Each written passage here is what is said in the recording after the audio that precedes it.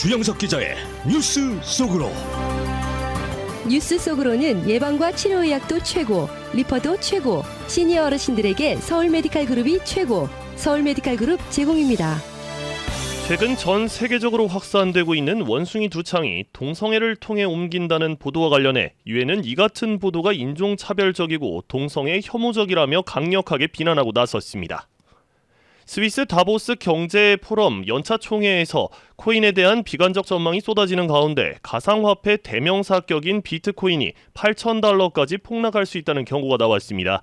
전문가들은 코인이 통화의 3대 요소라고 할 수 있는 가치 저장과 교환, 거래 등에서 어느 하나 역할도 제대로 충족하지 못한다며 코인을 통화가 아닌 정크라고 규정했습니다. 주영석 기자. 안녕하십니까?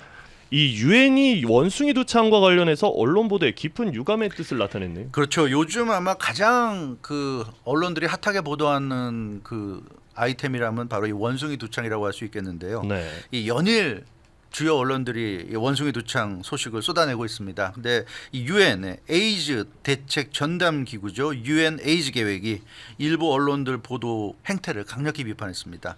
그러니까 너무 선정적인 보도를 하고 있다. 이제 이런 내용인데요. 원숭이 두창 바이러스 감염 사례를 다루면서 남자들끼리의 성행위에 의해서 감염됐다는 걸 집중적으로 지금 부각시키고 있다는 겁니다. 그래서 남자들끼리 성행위인데 뭐 동성애자, 게이들 또는 바이섹슈얼 양성애자들 등에 주로 이제 성행위라면서 감염된다는 얘기를 하면서 이것이 일반적인 어떤 전염병이 아니라 뭐 성관계를 해야만 감염되는 것 같이 이제 그런 식의 좀 오도를 일으킨다는 거죠. 그래서 이게 인종차별적이고 동성애 혐오적이다 이렇게 유엔이 비판하고 나섰습니다.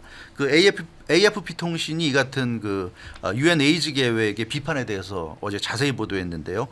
최근에 세계 주요 언론들 보도 행태가 이렇게 선정적으로 흐르면서 원숭이 두창에 대한 잘못된 인식을 가져올 수 있다.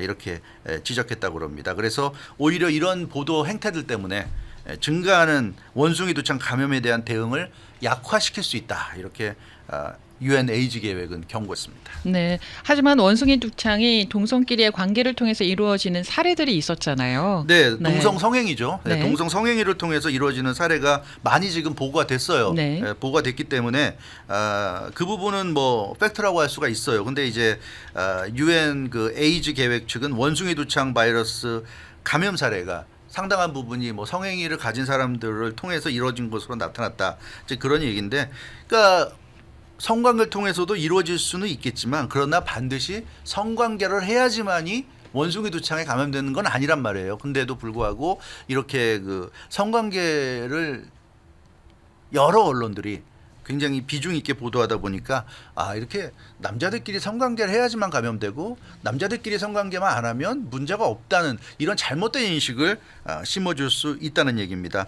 특히 유엔 이 에이즈 계획 쪽이 얘기한 것은 원숭이 두창에 감염된 사람과 밀접한 신체 접촉을 통해서 전염될 가능성이 가장 크다. 이 밀접한 신체 접촉이라는 건 성행위만을 의미하는 게 아니란 말이에요. 네. 밀접한 신체 접촉. 가까이 있으면 우리가 코로나19도 사람과 사람의 거리 두기를 우리가 중요시 생각하는 이유가 코로나에 감염된 사람과 가까이 있으면은 감염될 수도 있다는 얘기죠. 근데 그렇기 때문에 밀접한 신체 접촉 이게 굉장히 중요한 부분인데 그 부분이 잘못 오해될 수 있는 여지가 있다는 그런 얘기가 되겠습니다. 그래서 유엔 측은 누구나 감염자와 밀접하게 접촉하면 걸릴 수 있는 병이고 밀접하게 접촉한다는 게 성행위만을 의미하는 것이 아니다. 이 부분을 강조했고요. 그런데도 불구하고 일부 언론들은 몇몇 감염 경로만 부각시키고 있다. 그러니까 여러 감염 경로 중에 하나가 성행위일 수 있는데